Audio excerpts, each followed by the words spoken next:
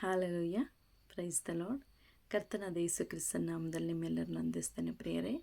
91 ಕೀರ್ತನೆಯು ತುಂಬ ಆಶೀರ್ವಾದವಾಗಿರುವಂಥ ಕೀರ್ತನೆ. ಯಾಕೆಂದರೆ ಜೀವಿತದಲ್ಲಿ ಒಬ್ಬ ಮನುಷ್ಯನಿಗೆ ಭಯ ಬರುವಾಗೆಲ್ಲ 91 ಕೀರ್ತನೆಗಳು ಓದುವಾಗ ಅನೇಕ ಧೈರ್ಯ ಬರುವಂಥದ್ದಾಗಿದೆ.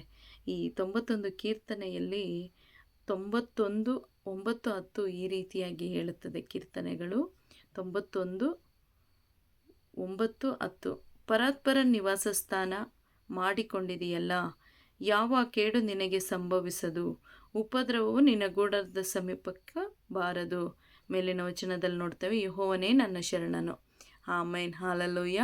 ದೇವರ ವಚನಗಳು ಹೇಳುತ್ತದೆ, ಪರಾತ್ಪರನೇ ನಮಗೆ ನಿವಾಸ ಸ್ಥಾನವಾಗಿರ್ತಾರಂತೆ. ನಮಗೆ ಯಾವ ಕೇಡು ಸಂಭವಿಸುವುದಿಲ್ಲ.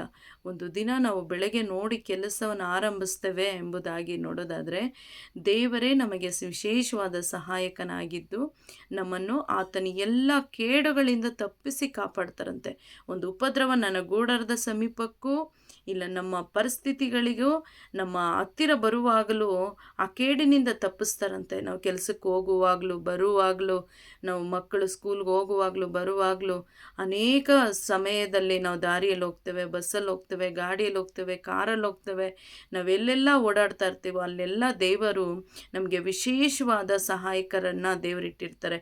ಉಪದ್ರವ ನಮ್ಮ ಗೂಡರದ ಸಮೀಪಕ್ಕೂ, ಗೂಡಾರ ಎಂಬುದಾದರೆ ನಮ್ಮ ಶರೀರ, ಈ ಶರೀರ ಸಮೀಪಕ್ಕೂ ಬರೋದೇ ಇಲ್ವಂತೆ. ಆ ರೀತಿ ದೇವರು ನಮ್ಮನ್ನು ಕಾದು ಕಾಪಾಡ್ತಾರೆ. ಯಾಕಂದರೆ ಅವರೇ ನಮಗೆ ನಿವಾಸ ಸ್ಥಾನವಾಗಿರ್ತಾರೆ.